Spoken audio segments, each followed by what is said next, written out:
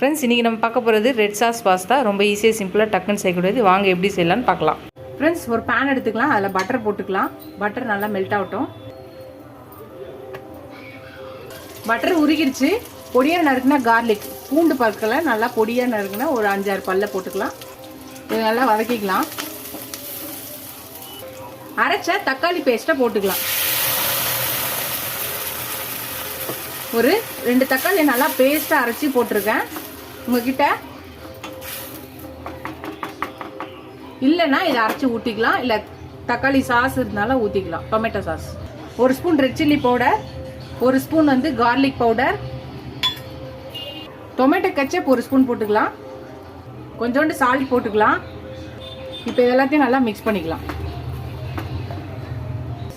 Oregano 1 spoon போட்டுக்கலாம். இப்போ அதையும் சேர்த்து நல்லா மிக்ஸ் பண்ணிக்கலாம்.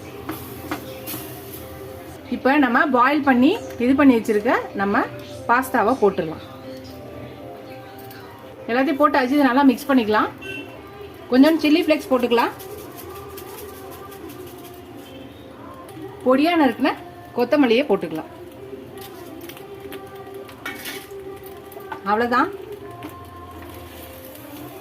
நம்மளோட இன்ஸ்டன்ட் பாஸ்தா ரெடி ஆயிடுச்சு. ஈஸியாக சிம்பிளாக டக்குன்னு செய்யலாம்.